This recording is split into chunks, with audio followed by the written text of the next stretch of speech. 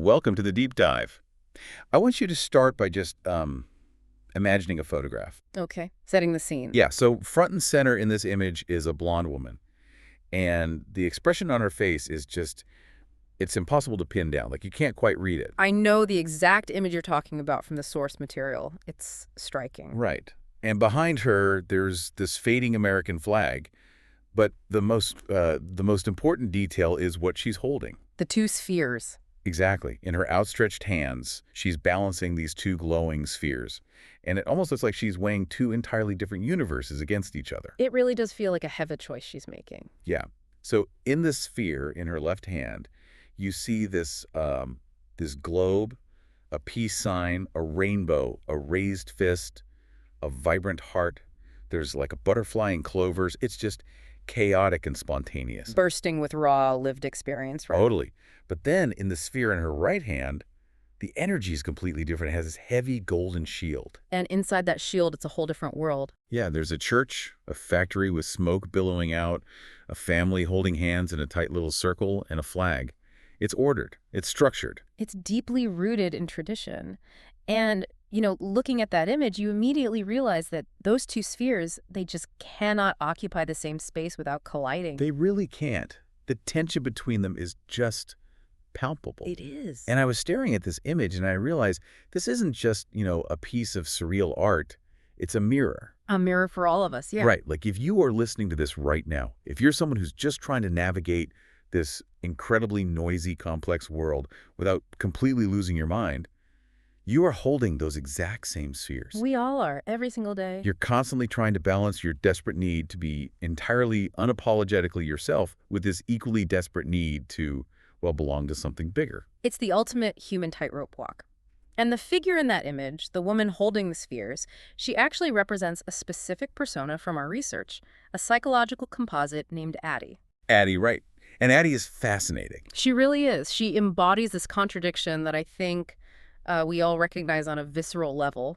The notes describe her as joy with scars. I love that phrase, joy with scars. Yeah, and her defining motto is to feel, not perform, which is huge. She wants warmth, She wants the profound comfort of shared memories and the feeling that she truly belongs to a group of people who just understand her. She craves the golden shield. Exactly. She wants the shelter of the right-hand sphere. But, and this is a mess, but here, she absolutely refuses to be managed. Right. She will not play a part. No. If the group requires her to put on a costume just to sit at the table, she'll walk away. If she has to fake her emotions or suppress her instincts to maintain harmony, she'd rather just be alone. She wants the spontaneous, expressive universe in her other hand. So that puts her right on the fault line of arguably the oldest, most intractable dilemma in human history. Right. The tension between the individual and the collective.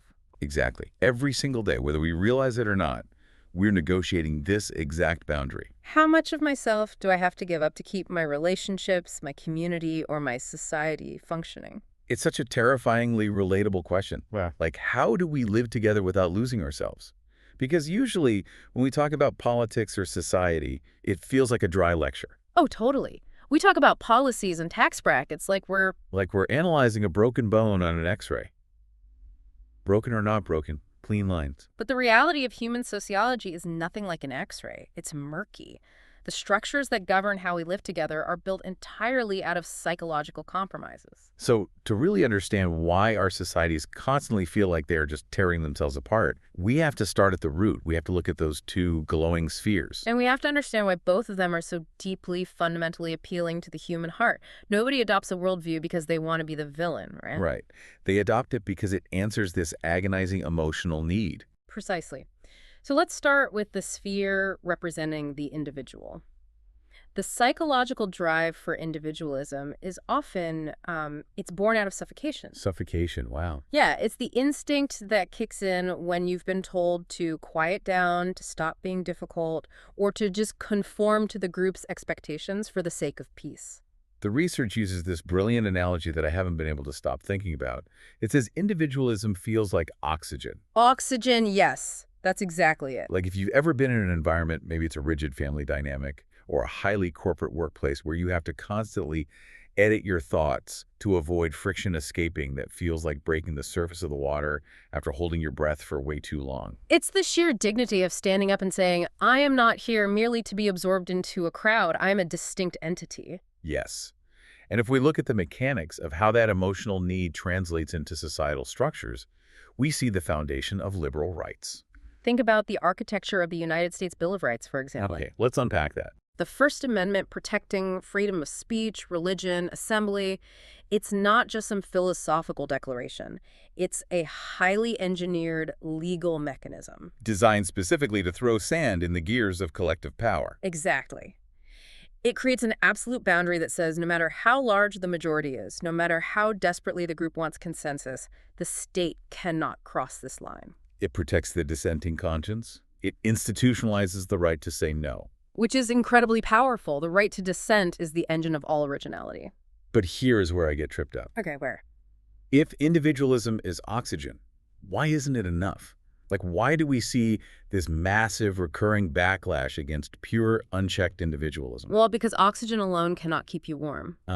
If individualism is oxygen, the collective is shelter, we have to look at the other sphere with the same level of empathy. The drive for collectivism is rooted in a fear that is just as primal as the fear of suffocation. Which is the fear of abandonment. Right. It's the realization that you cannot actually survive in a total vacuum.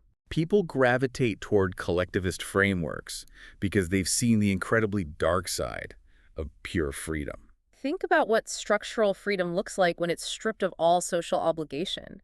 It means you are completely free to succeed, sure. But you're also completely free to fail, to starve. Exactly. To be marginalized without anyone intervening. It's like the difference between being dropped alone in the middle of a dense forest and being told, congratulations, you're entirely free to do whatever you want, versus being born into a village where people will actively help you build a fire when the winter comes. Pure freedom can be terrifying if you are the one who is sick or vulnerable or lacking resources. And this is the mechanical bedrock of communitarian philosophy, isn't it? And the modern welfare state. Yes. The foundational premise here is that human identities and human successes are not formed in an isolated vacuum. We don't pull ourselves up by our own bootstraps out of nothing. We're shaped by our communities, our inherited languages, the shared infrastructure. Therefore, social protections like public health care, public education, safety nets, they aren't viewed as oppressive taxes on private wealth. They're viewed as the structural reality of shared survival. The collective says, we owe something to each other because we built this together. Exactly. Okay, so on paper, both of those sound flawless. We want the oxygen of personal freedom, and we want the shelter of a supportive community. It sounds like we should just be able to build a society that maximizes both and call it a day. If only it were that simple. Right.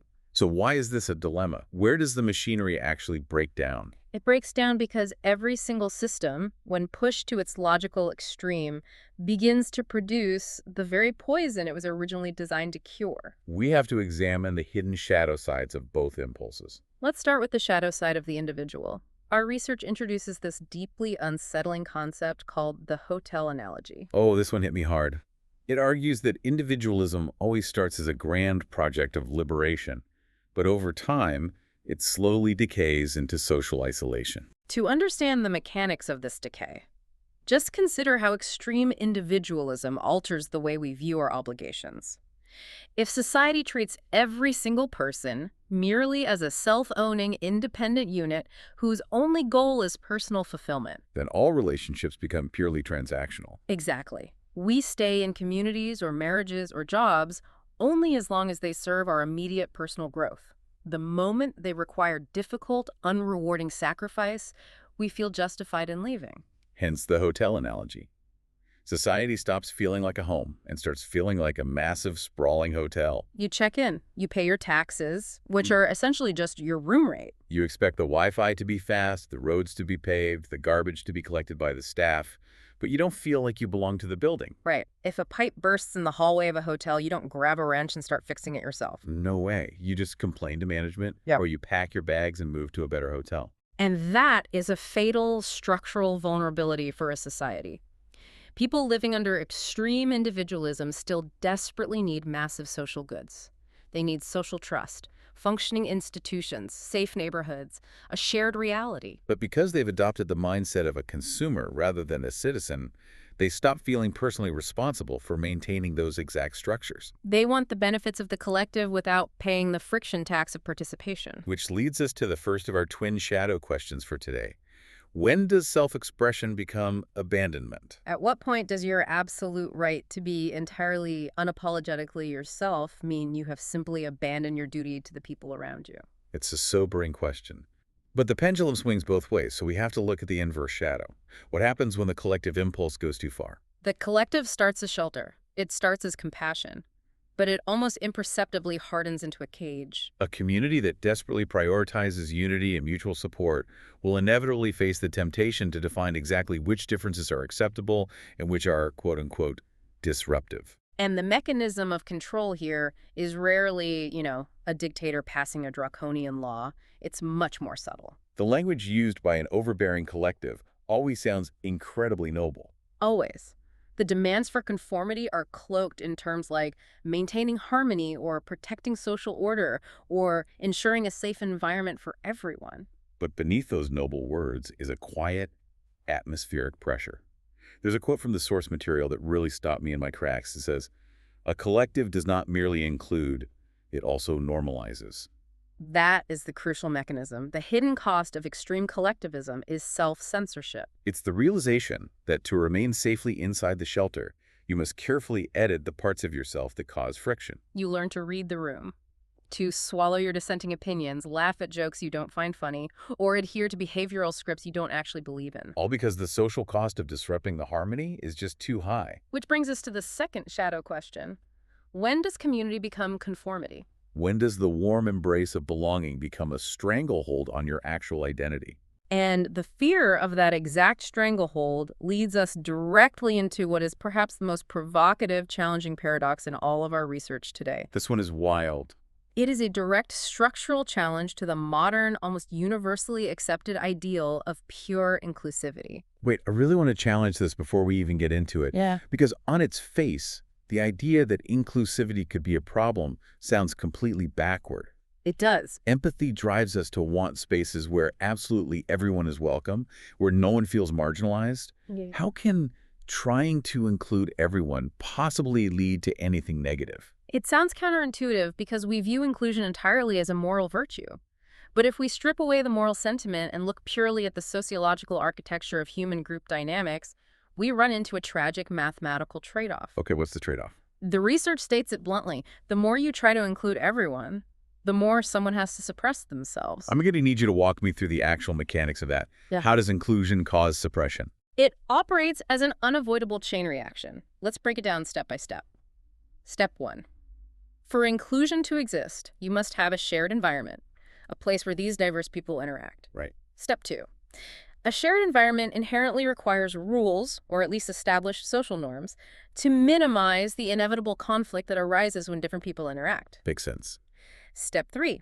Rules and norms require boundaries of acceptable behavior. Okay. Step 4.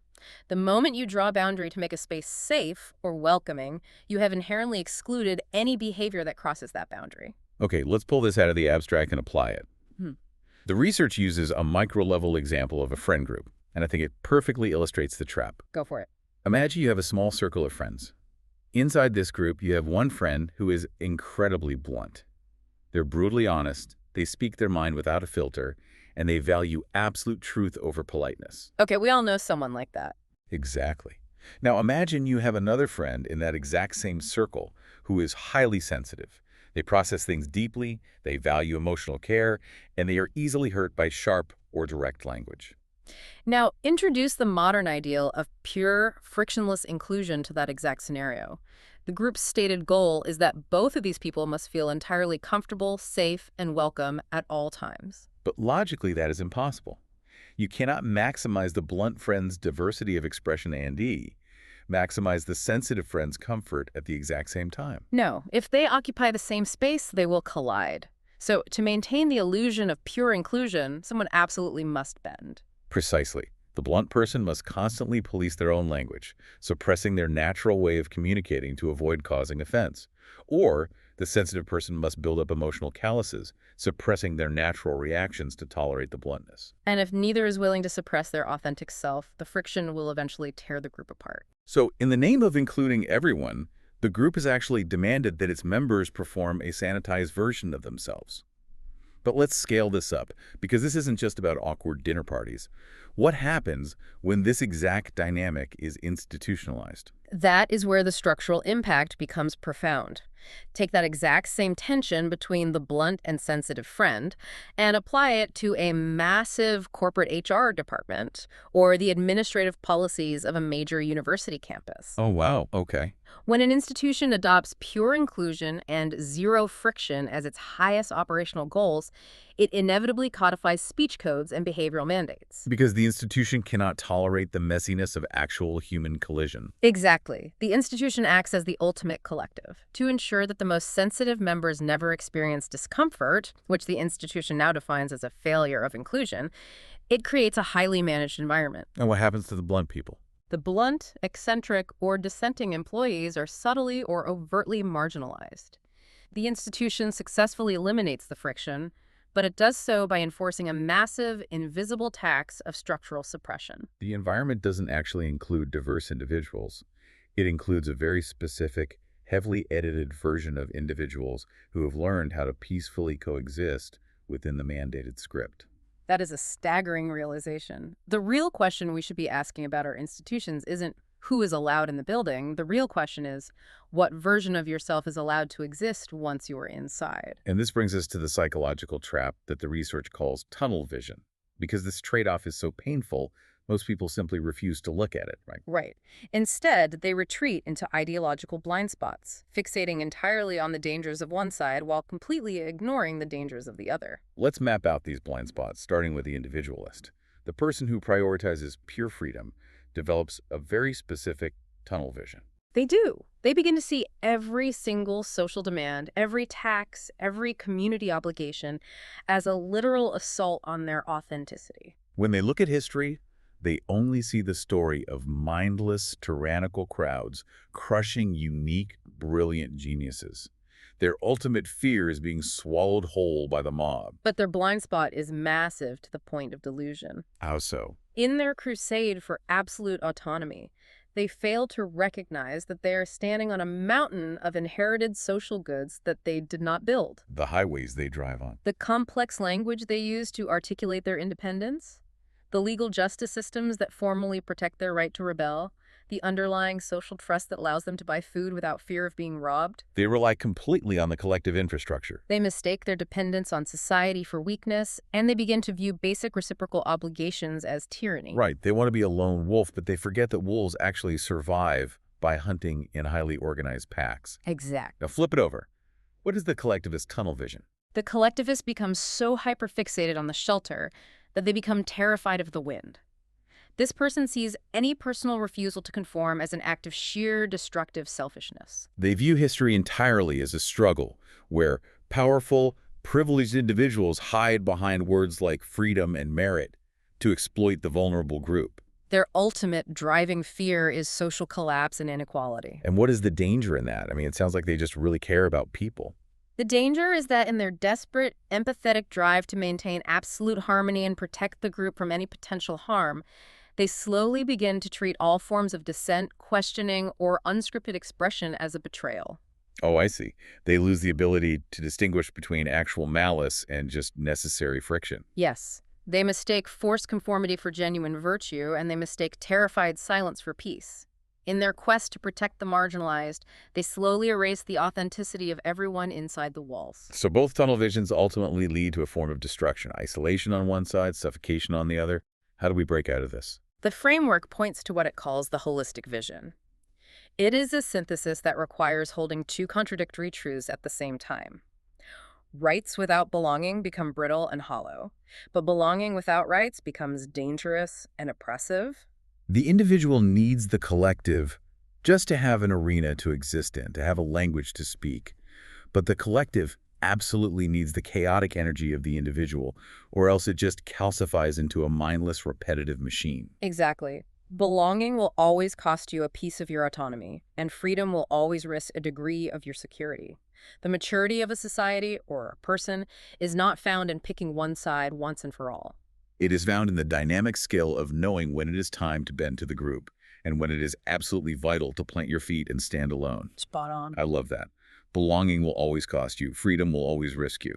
To prove that this isn't just a modern psychological thought experiment, we have to look at the historical blueprints. We can look back across thousands of years and see entire civilizations actively wrestling with this exact mechanical trade-off. Let's start with ancient Greece, because the contrast there is stark and foundational. Yes, historians have endlessly analyzed the profound dichotomy between Sparta and Athens. Let's look at the mechanics of Sparta first. Okay, Sparta was the absolute epitome of extreme engineered collectivism. The state's survival was the only metric of value. From the moment a child was born, their life belonged to the polity. through the Yogos, right. Right, the rigorous state-sponsored education and military training program. Through that, the individual was systematically broken down and rebuilt as a sheer instrument of communal defense. They literally stripped away the private self. Your diet, your marriage, your occupation, none of it was a personal choice. None of it. The structural goal was to ensure that personal ambition never competed with the needs of the phalanx. And of course, this intense equality among Spartan citizens was entirely dependent on the brutal subjugation of the helots, their slave class. The shelter was absolute, but the cost was total subservience. Exactly. Now, contrast that with Athens, which developed entirely different mechanisms of belonging. Right, Athens is where we get the blueprint for democratic participation.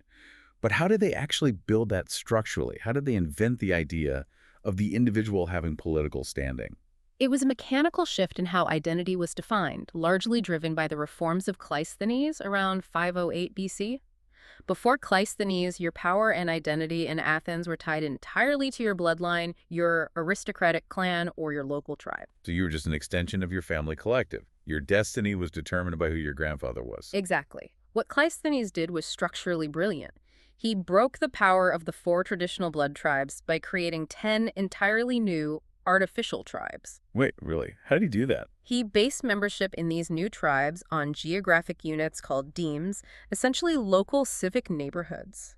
Wait, so he forcibly reorganized the architecture of belonging? He just redrew the map? Yes. Suddenly, citizens were voting and fighting alongside people from different backgrounds, united by their civic geographic location rather than their aristocratic blood. That is wild. It broke the absolute grip of the clan collective and created a space where the individual citizen had direct political standing with the state. It was a monumental shift toward individualism within a civic framework. That is fascinating. It shows that even in the ancient world, they realized you have to mechanically balance the power of the group to allow the individual to breathe. Let's pull this forward to modern examples, because our research highlights how this exact tension defines the geopolitical map today. Let's look at the European Union versus the United States. The European Union operates heavily on the structural language of the collective. If you look at EU charters and the social democratic traditions of its member states, the operating system is built on concepts like social cohesion, solidarity, and shared destiny.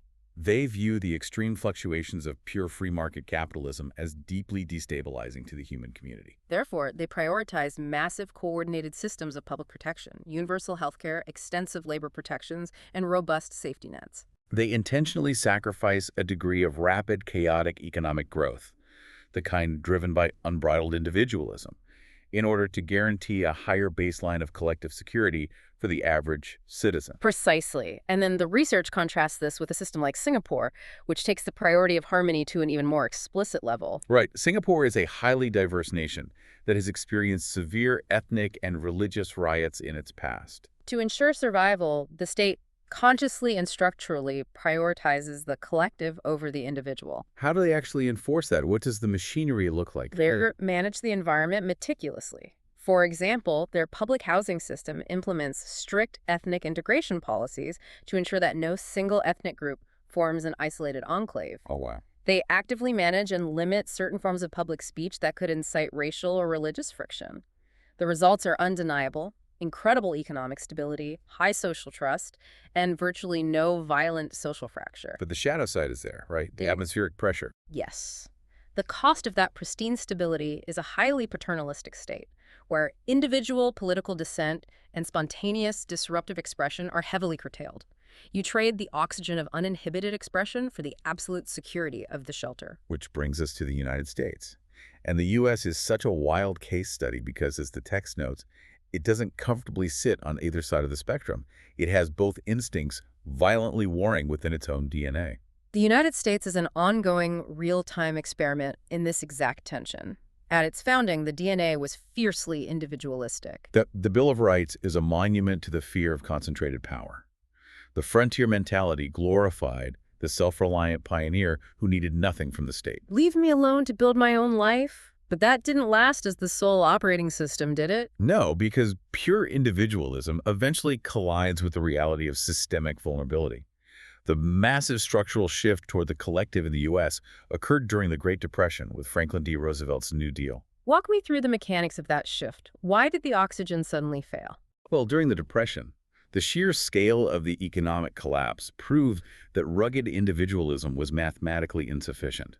Millions of people lost their life savings, not because they didn't work hard, but because the banking system itself structurally failed. The realization was that an individual cannot bootstrap their way out of a systemic collapse. Right, so the narrative's changed. Entirely. The New Deal introduced mechanisms like Social Security, federal banking regulations, and massive public works programs. It firmly established the principle that the federal government, the ultimate collective, has a fundamental structural responsibility for the baseline welfare of its citizens. And the U.S. has been locked in a tug-of-war ever since. The argument is never simply freedom versus control. No, it is a much deeper structural debate over whether individual rights are sufficient on their own or whether freedom requires a massive collective scaffold just to be accessible to the average person. To truly understand the stakes of this tug-of-war, we have to look at the absolute limits. The research forces us to look at the darkest extremes, the historical and philosophical nightmares that occur when one sphere completely obliterates the other. We must. And before we dive in, we should note we're exploring these purely as historical and philosophical frameworks found in our text. We must look at Nazism as the most monstrous, catastrophic manifestation of the collective instinct in modern history. According to historical analysis, the foundational horror of Nazi ideology was its absolute structural denial of the individual. They literally erased the concept of personhood. In their framework, a human being possessed zero inherent value, zero rights, and zero individual conscience. A person only had value if they were an obedient cell within an imagined, biologically defined racial collective. If the state deemed you outside of that collective or useless to it, you were systematically exterminated. It is the ultimate horrifying warning that any collective ethic, no matter how much it preaches unity or national greatness, becomes a machine of pure evil the moment it forgets the irreducible sacred worth of the individual person. That is the ultimate terror of the mob. And on the complete opposite end of the spectrum, the research points to a philosophical pushback against that exact terror. It brings up the novelist and philosopher Ayn Rand, specifically her creation of objectivism, and the character Howard Rourke in The Fountainhead. Ayn Rand represents the purest, most uncompromising defense of the individual against the demands of the group. Right. Having escaped the collectivist nightmare of Soviet Russia, she viewed any demand for communal sacrifice as the root of all human suffering. Her character, Howard Rourke, is an architect who literally dynamites his own housing project rather than allow the collective, a committee of mediocre conformists, to alter his original design. He would rather destroy his work than compromise his vision for the group. It is the absolute rejection of the friction tax. In Rand's philosophy, the individual's own happiness and rational self-interest are the highest moral absolute. Altruism and forced duty to the collective are viewed as mechanisms of enslavement. But practically speaking, society built entirely of Howard Rourke's would just splinter into a million isolated, warring islands. Who provides the counterweight to Rand in modern philosophy? The research highlights thinkers like John Rawls, who attempted to engineer a structural middle ground. Rawls developed a famous thought experiment called the veil of ignorance. I've heard that phrase. Walk me through the actual mechanics of the thought experiment. How does it work? Imagine you are tasked with designing the rules, the economy, and the laws of a brand new society, but you must design it from behind a veil of ignorance. This means you have absolutely no idea who you will be in this new society. You don't know if you'll be born incredibly wealthy or desperately poor. You don't know if you will be a healthy genius or someone with severe physical disabilities. You don't know your race, your gender, or your family background. Wow, okay, so I have to design a system where I could potentially end up at the very bottom. Exactly. Rawls argued that any rational person in that scenario would design a society that vigorously protects individual liberties, because you might end up as a dissenting minority, but that also provides a massive ironclad safety net and collective support structure because you might end up as the most vulnerable person in the system. That is brilliant. It uses the instinct of self-preservation to structurally engineer a collective shelter. It mathematically forces empathy into the system. And this perfectly transitions us from the realm of philosophy straight into the messy reality of the news we read every single day. Because this epic ancient tension between the individual and the collective is the exact engine driving the intense, often toxic political polarization we see right now in the United States. But as our research reveals, it operates in a way that is highly counterintuitive and completely scrambles our standard political assumptions. Now, to be clear to you listening, we are not taking political sides here, nor are we endorsing any platform. We're simply applying our sources' analytical framework to understand how political factions operate. We're going to map out the psychological architecture of the American right and the American left to see how they utilize these frameworks. Let's lay the groundwork.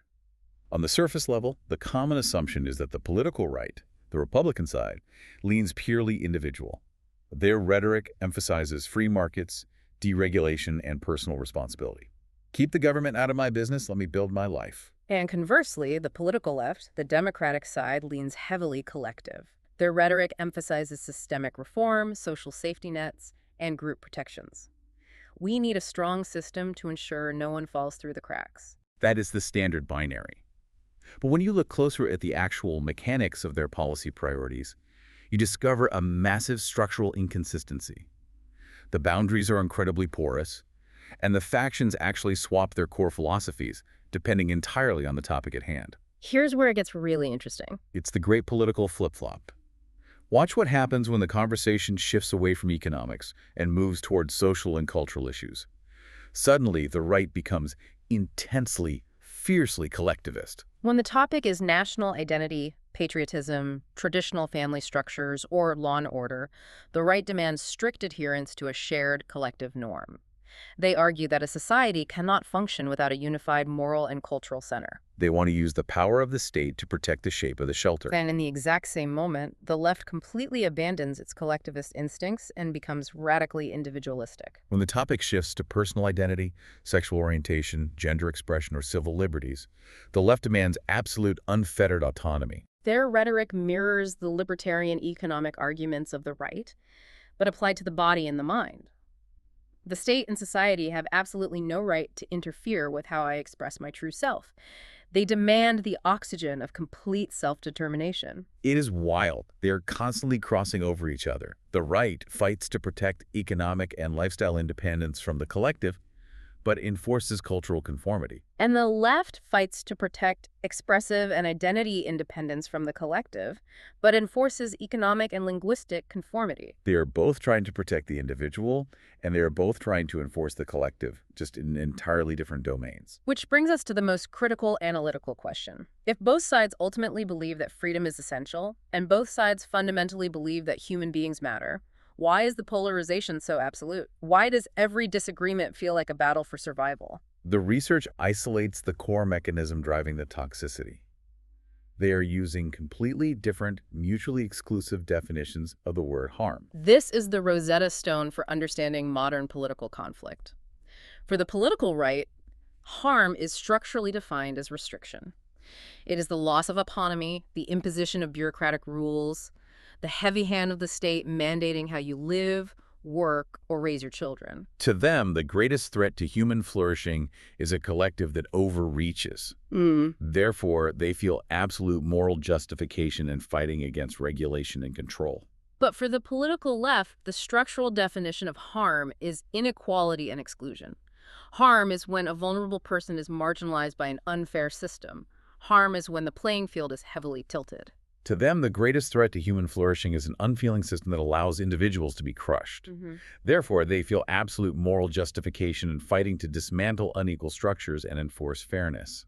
They are arguing on entirely different axes. When the right says, stop harming me, they mean stop restricting me.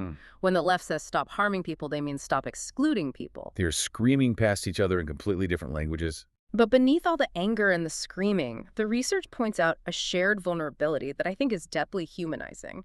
Both sides are fundamentally terrified. The right is terrified that the ever-expanding collective will eventually erase the individual's ability to chart their own course. And the left is terrified that pure, unchecked individualism will inevitably abandon the weak and the vulnerable to suffer alone. And according to the historical frameworks we've analyzed, both of those fears are entirely structurally valid. The threats they perceive are real. This tension doesn't just live in the halls of Congress, it filters down into every single facet of our culture. The source material maps this core tension, individual versus collective, onto 9 distinct dimensions of society. And I want to dive deep into a few of these to show how the mechanics actually work in our daily lives.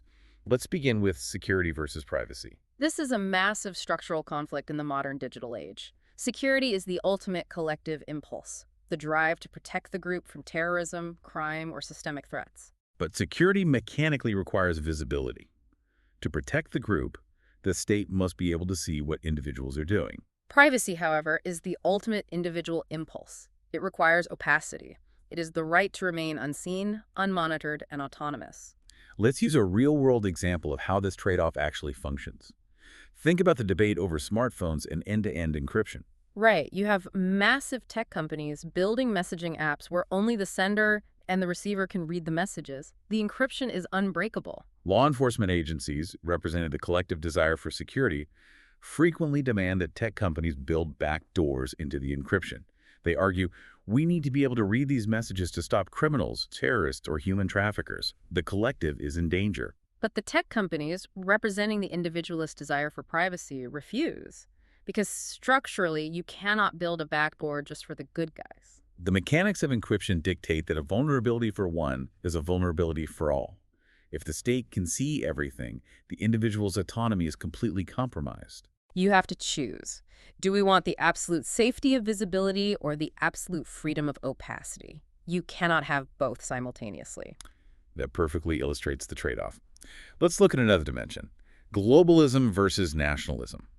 Now, the text makes a brilliant counterintuitive point here. It argues that both of these are actually collectivist impulses. They are just fighting over the scale of the shelter. Yes, the mechanics of belonging are identical in both. The only variable is the boundary line. Globalism attempts to expand the collective to include all of humanity. It prioritizes universal human rights and open interconnectedness. Nationalism shrinks the collective boundary to a specific shared identity, language, or geographical border.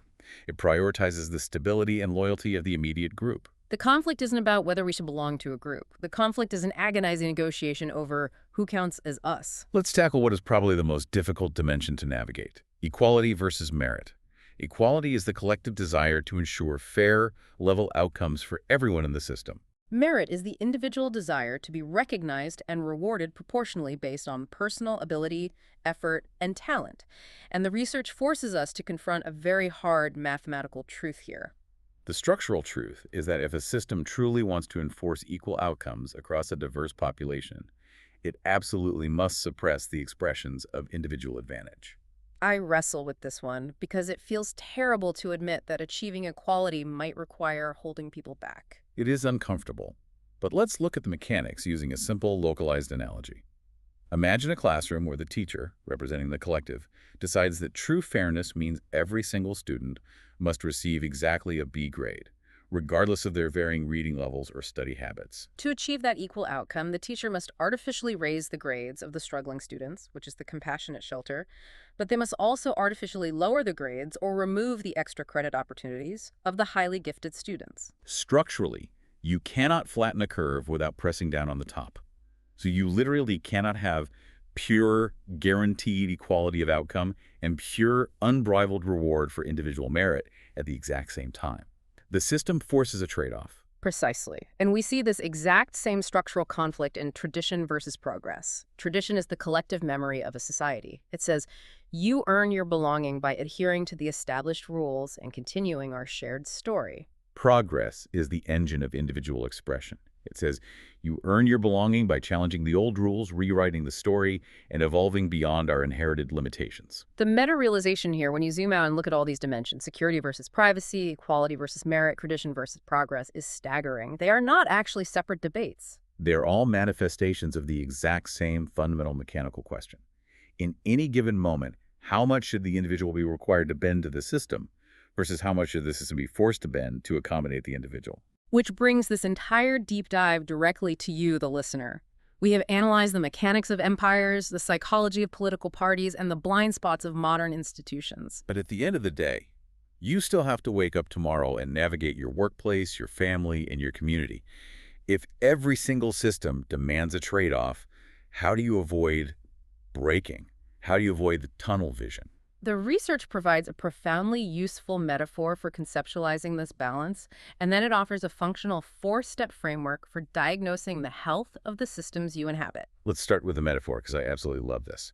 The text compares navigating society to tuning a guitar string. It is the perfect mechanical analogy. If you take a guitar string and leave it entirely loose with no tension whatsoever, you have pure, unchecked individualism. A string is completely free to move in any direction, but when you pluck it, it just flops. It produces chaos, fragmentation, and no resonance. It cannot make music. But if you take that exact same string and wind it as tight as it will go, representing pure, rigid collectivism and absolute conformity, the string loses all of its flexibility. It becomes incredibly brittle, and eventually, under the sheer pressure of the tension, the string snaps. The profound realization is that the goal of a functioning society or a healthy relationship is not to find a fixed resting point where all the tension disappears. The tension itself is the necessary condition for the music. The friction is not a design flaw. It is the operating system. So it's about maintaining the optimal amount of tension. How do we actually do that in real life? Our research provides a practical guide for specific diagnostic questions you can ask yourself in real time to assess if a system, a group, or a relationship has struck a healthy balance. Let's walk through the framework. Question number 1. What exactly is being protected by the rule or the norm? The framework suggests that if the issue at hand is fundamentally about basic human survival, core physical dignity, or preventing immediate systemic collapse like ensuring people have access to clean water, baseline health care, or physical safety from violence, you must lean heavily toward the collective. The shelter is necessary. But if the issue is primarily about personal expression, lifestyle choices, or individual identity, you must lean heavily toward the individual. The system should not dictate your soul. Question number 2. Is the harm direct or indirect? This is crucial for navigating modern social spaces. If an individual's action causes direct, measurable damage to another person or to the shared infrastructure, that absolutely justifies the collective stepping in to set a limit. However, if the perceived harm is merely indirect, if it is simply the offense, the discomfort, or the emotional friction of encountering an idea, a lifestyle, or a blunt personality that you dislike, a healthy society requires that you tolerate that friction. We must structurally distinguish between actual actionable damage and the mere uncomfortable reality of human difference. If we outlaw friction, we outlaw individuality. Question number 3. I call this the Addy radar, going back to our persona from the very beginning. The question is the system demanding performance? This is how you detect the shadow side of the collective. When you walk into a space, whether it is a corporate boardroom, a university classroom, a political action group, or even a tight-knit religious community, pay close attention to the mechanics of belonging. If you realize that your acceptance in that space requires you to adopt highly scripted behavior, use forced, mandated language, or display emotional conformity to a set of ideas you haven't actually agreed to, the system has crossed a dangerous line. It is no longer practicing genuine inclusion. It is practicing suppression disguised as inclusion. If you have to perform to belong, you don't actually belong. You are just an employee of the vibe. And finally, question number 4. Can people opt out? A healthy system, no matter how strongly it values its collective norms, will always leave a structural release valve. It allows for exit. It allows for variation. It allows people to form weird, dissenting subcultures on the fringes. Unhealthy systems, totalizing systems, demand that you must belong in one specific approved way, and they make the social or economic cost of opting out entirely catastrophic. The biggest takeaway for applying this framework to your own life is recognizing that the balance is entirely dynamic. It shifts based on the environment. You cannot use the exact same operating rules in every single situation. Context is everything. In a moment of acute crisis, a natural disaster, a severe economic collapse, a literal war, coordination and unity are structurally vital. You lean heavily into the collective tension, suppressing individual desires for the moment because survival is at stake. But in a stable, prosperous, peacetime environment, the rules must shift. You loosen the string. You lean into the individual, allowing creativity, dissent, and personal identity to wildly flourish without managing it to death. It is a moment-to-moment, endless negotiation. Right. Every single society, every nation, every local community is constantly deciding how much disruptive individuality it can tolerate without fracturing into chaos. And every single individual, you and me, we are constantly deciding how much of our authentic selves we are willing to suppress to afford the price of belonging. We must bring this all the way back to that striking image we started with. Addy, standing there, holding those two glowing spheres, joy with scars, the desire to feel deeply and truly without having to perform for the crowd. The ultimate goal for you, listening to this deep dive, is not to walk away and magically solve the structural political divide in Washington tomorrow. The goal is to evolve the way you operate within your own life. The goal is to become someone who can skillfully navigate the tension of the guitar string. To become someone who possesses the courage to stay entirely, unapologetically authentic without becoming reckless and destructive to the people around you. And simultaneously to stay deeply, warmly connected to your community without ever becoming fake. You have to hold both spheres. You have to recognize that the friction between the need for freedom and the need for connection isn't a glitch in the human operating system. The friction is the human condition. We want the absolute warm comfort of the collective shelter, but we desperately need the cold, sharp oxygen of individual freedom. And the profound maturity of the human experience is accepting that we will never find a permanent state of rest between the two. Which leaves us with one final, deeply personal thought for you to chew on as you go about the rest of your day. I want you to zoom all the way in. Forget about historical empires, forget about geopolitical models, and forget about national politics for a second. I want you to think about the absolute smallest collective you currently belong to. Maybe it's your immediate family living in your house. Maybe it's your tightest, oldest group of friends. Or maybe it's the small, 5-person team you work with every single day. Look very closely at the dynamics of that specific group and ask yourself a hard question. Who in that circle is currently paying the hidden friction tax? Who is quietly, perhaps invisibly, suppressing their true individuality, their bluntness, or their actual opinions just to keep that group's harmony intact? And what would happen to your shelter if they suddenly stopped?